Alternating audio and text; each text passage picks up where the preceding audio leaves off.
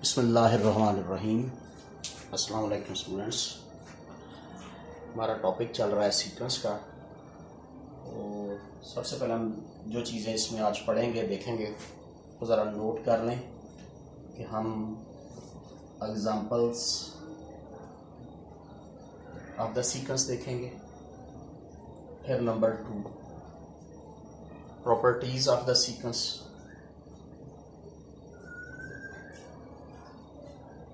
Number 3 bounded sequence क्या होता है। नंबर 4 एक थ्योरम की स्टेटमेंट मुलाजा करेंगे।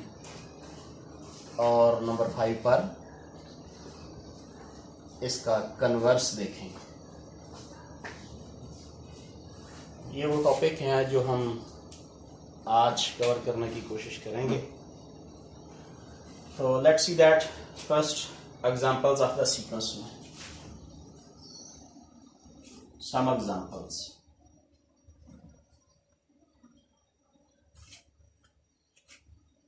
ये बात देखिए, जहन में रखें कि सीक्वेंस को लिखने का स्टाइल क्या है। ये ब्रेसेस an 1/n ये एक सीक्वेंस है। nth टर्म लिखनी हो तो यूं होगी, सीक्वेंस लिखना हो तो ये अंदाज होगा। अब इस nth टर्म से पूरा सीक्वेंस डिवाइस हो जाता है। इसकी पहली टर्म क्या होगी 1, दूसरी 1/2, तीसरी 1/3, 1/4 so on 1/n so on. अच्छा, ये एक हमने एग्जांपल सीक्वेंस की मुलाजा की। एक और सीक्वेंस देखिएगा। Another sequence bn n/n+1। अब इसमें इसकी टर्म्स बनाइए 1/2, 2/3, 3/4, 4/5 सो ऑन। और ये किससे बन रही है nth term n/n+1 so on. Third एक example, sequence name cn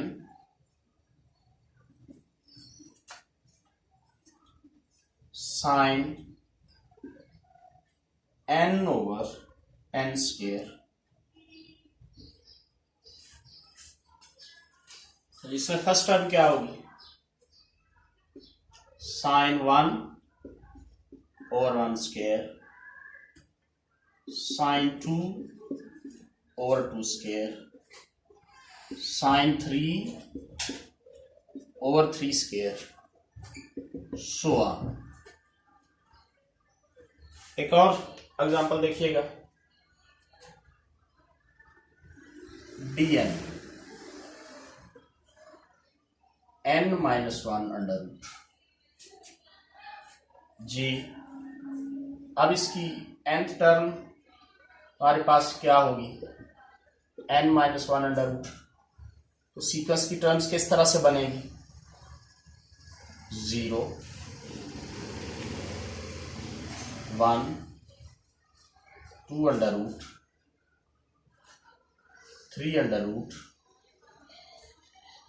so on. इस तरह से हमारे पास इसकी टर्म्स बनेंगी। ये तो मैंने आपके सामने एग्जांपल्स रखी। अब हम देखते हैं कि सीक्वेंस की कुछ प्रॉपर्टीज।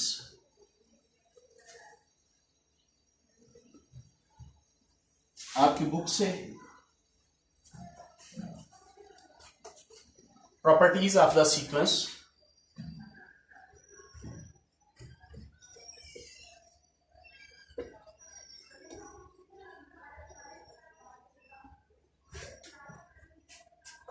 स्टूडेंट, जो हमारे पास पहली प्रॉपर्टी है अव्वल,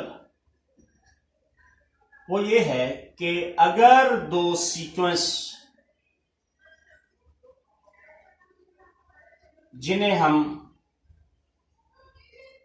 इक्वल कहना चाहें two sequence A and B and are equal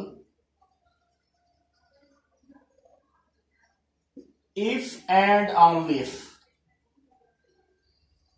A n equal B n for each n। क्या मुराद है इससे? ये मुराद है दो सीक्वेंस बस उस वक्त ही इक्वल कहलाए जाने के काबिल हैं अगर उनकी nth टर्म्स एक जैसी हैं। अब nth टर्म एक जैसी से क्या मुराद है कि n की हर टर्म के लिए ये दोनों एक जैसे हों। अब इससे क्या मुराद है? इससे ये मुराद है कि पहली टर्म के लिए दूसरे की पहली टर्म के बराबर हो, an पहले की इसकी दूसरी टर्म उसकी दूसरी टर्म के बराबर हो, इसकी तीसरी टर्म उसकी तीसरी टर्म के बराबर हो, इसकी चौथी टर्म उसकी चौथी टर्म के बराबर हो। जब इसकी हर टर्म उसकी कोरस्पॉन्डिंग हर टर्म के बराबर होगी फिर हम ये कहने के काबिल होंगे कि ये दोनों इक्वल सीक्वेंसेस हैं। सेकेंड प्रॉपर्टी मुलाजा करें, अगर एक सीक्वेंस की लिमिट, एक कन्वर्जेंट सीक्वेंस है उसकी लिमिट a आ रही, एक हमारे पास दूसरा सीक्वेंस है वो भी कन्वर्जेंट है उसकी लिमिट b आ रही, एक हमारे पास कांस्टेंट है c। अब कुछ रिजल्ट्स पूरे होंगे। पहला रिजल्ट ये,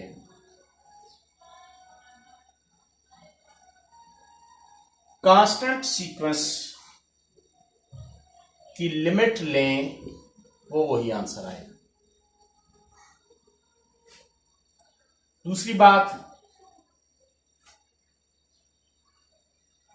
किसी सीक्वेंस को जब आप किसी कांस्टेंट से मल्टीप्लाई करें फिर उसकी लिमिट हासिल करें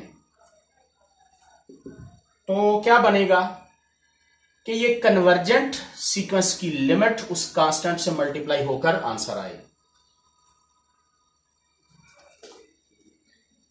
और थर्ड में, अगर दो सीक्वेंसेस ऐड हो रहे हैं और आप उन्हें उसकी लिमिट हासिल की हुई है, limit n approaches to infinity, तो ये लिमिट सेपरेट हो जाएगी। Limit n approaches to infinity a n plus limit n approaches to infinity b n. अब इसकी अलग अलग लिमिट एवेल्युएट होगी, आंसर क्या आएगा? ए प्लस बी। ये थी हमारी तीसरी प्रॉपर्टी। अगर ये जो दोनों सीक्वेंसेस ऐड हो रहे हैं सब्ट्रैक्ट हो रहे तब भी यही लॉ होल्ड करेगा, तब भी ये लॉ होल्ड करेगा। तो फिर उनकी जो लिमिट्स हैं वो माइनस हो जाएंगी। इसी तरह हम नेक्स्ट प्रॉपर्टी देखते हैं।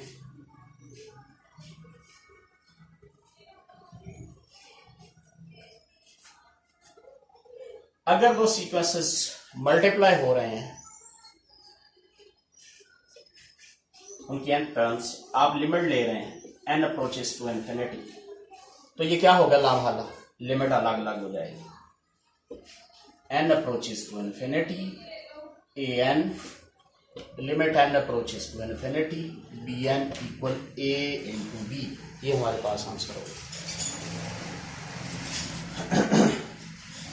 ये फोर्थ थी। लाइकवाइज, अगर दो सीक्वेंसेस डिवाइड हो रहे हैं, उनकी nth टर्म डिवाइड हो रही है, तो ये लिमिट कैसे एवेल्युएट होगी?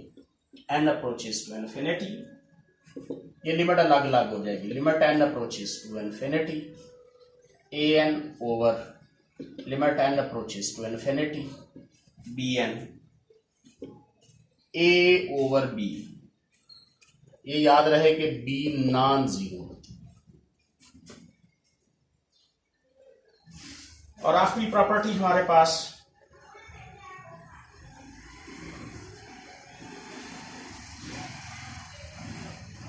तीन sequences A N B N C N, तीन सीक्वेंस आ गए हमारे पास, लेकिन ये इस तरह से है, सच दैट ये इस तरह से हैं कि an less than bn less than cn for all n.